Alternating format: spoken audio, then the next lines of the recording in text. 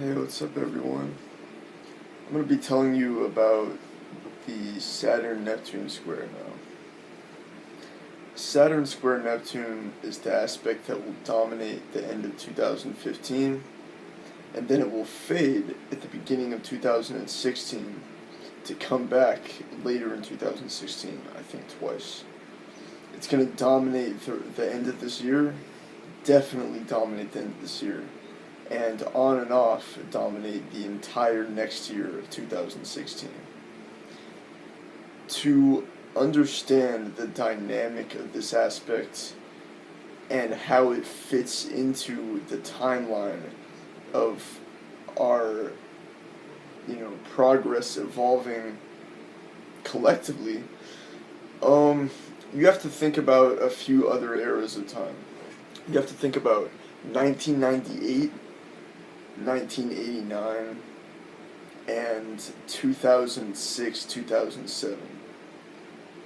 Most of you probably weren't around weren't that old or weren't that attentive in 1998 or 1989. I know I wasn't. I was 11 in 2007, so I feel you there. Think about 2007. I can already feel it being almost exactly like it was in 2007. It's actually astonishing that it feels so similar to 2007. I felt 2007 strong because Saturn opposed Neptune exactly on my sun and moon. So it was one of the worst years of my life. It was one of the craziest years of my life. I had no idea why at the time. I had no idea why. I just got super depressed, and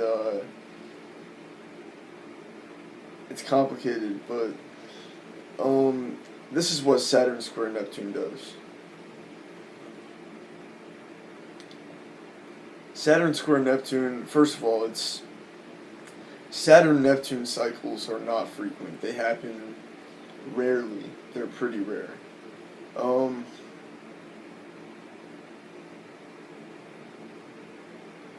The last Saturn-Neptune aspect was the trine between Saturn and Neptune in Scorpio at the end of 2012, I think. End of 2012, early 2015.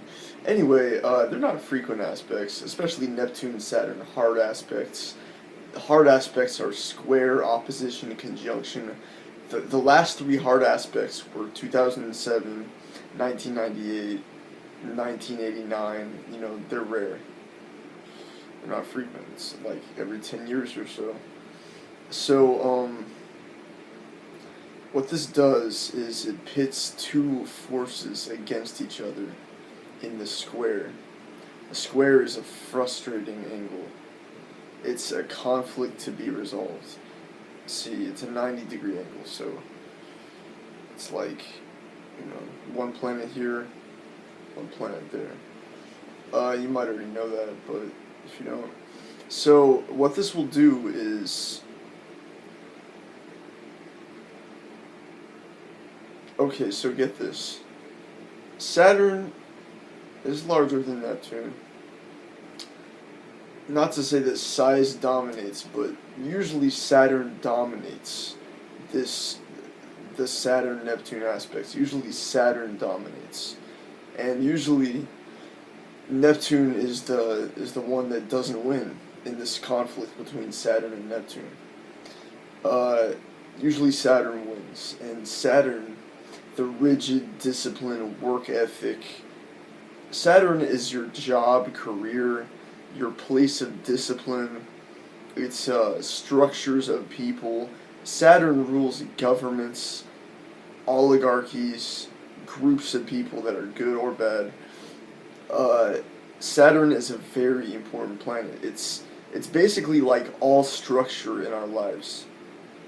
Everything that has structure and form, an organization, a government, a process you create to do something, like even if it's just dishes or something like that, a structure, that's Saturn. Saturn is everything serious, structured, work-oriented, it's Capricorn, it's all that. So usually Saturn wins over Neptune, and a Saturn-Neptune opposition or square is Saturn ruling over Neptune. It's work and money corrupting the imagination. It is. It really is. That's a theme that's brought up.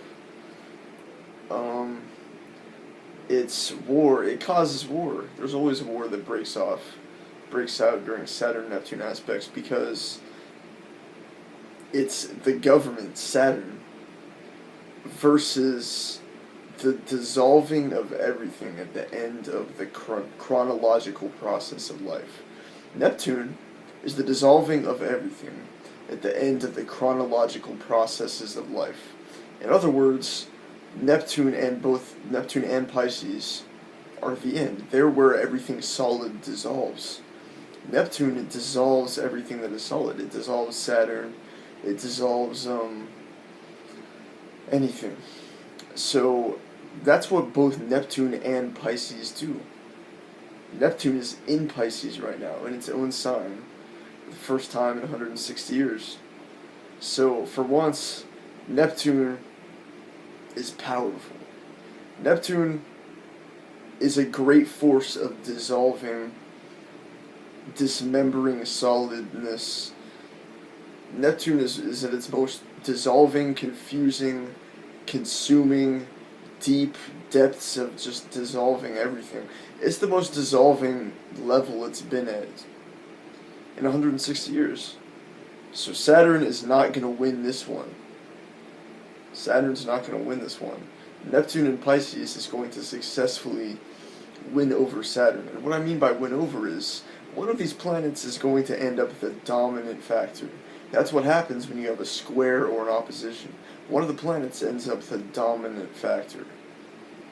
In September, we had Jupiter opposition Neptune. Jupiter opposition Neptune. This aspect was the first time in 160 years that a Jupiter opposition Neptune occurred. Neptune in Pisces. And this really taught me how powerful this Neptune is. You see, before the onset of both of these aspects, I fully doubted whether those aspects would be as powerful as astrology alleges them to be.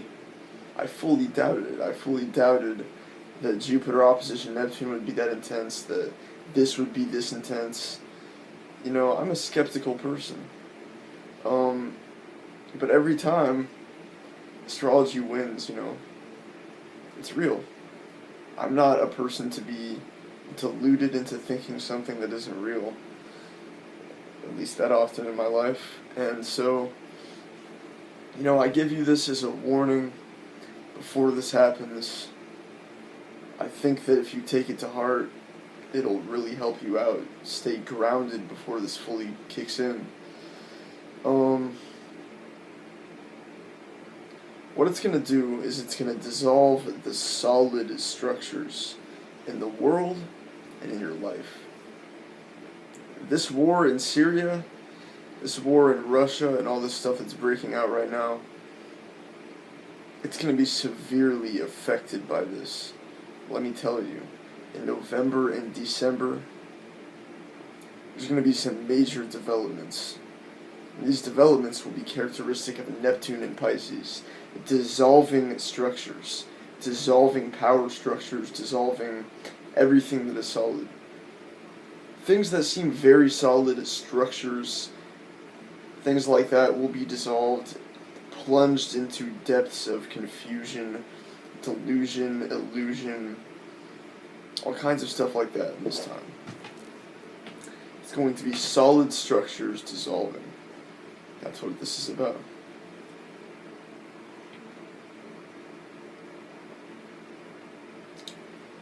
There's a large amount of variables that could come into play now. Neptune represents a lot of things, and Saturn represents a lot of things. Based on who you are, this aspect could manifest in a certain way for you. It's different from other people, So, if you're a more work-oriented person, your work could be plunged into some great, confusing, dissolving depths of Neptune. Your career could just, you could find your career just being plunged into this confusing depths. You could find that, um, depression is a hugely likely result of this. Depression is one of the most common results of a hard Saturn-Neptune aspect. Depression. Because Saturn will cause depression in the square. That's what depression is. Depression is Saturn too. Depression is this limiting structure of Saturn being a force against you instead of a structure that is for you. That's against you. When Saturn squares your moon in your chart, for example, your emotions are restricted by Saturn. So our higher vision, our imagination, our spirituality will find Saturnian limitations on it. Our spirituality is going to take a hit. Our structures and of activist groups, people, governments, corporations, they're going to take a hit. We're going to get hit hard now. Trust me. Trust me, we're going to get hit hard now.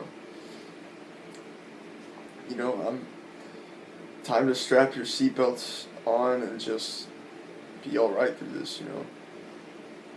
I have no plans of stopping anything I'm doing or slowing down anything I'm doing. I'm going to crash head first into this if I have to.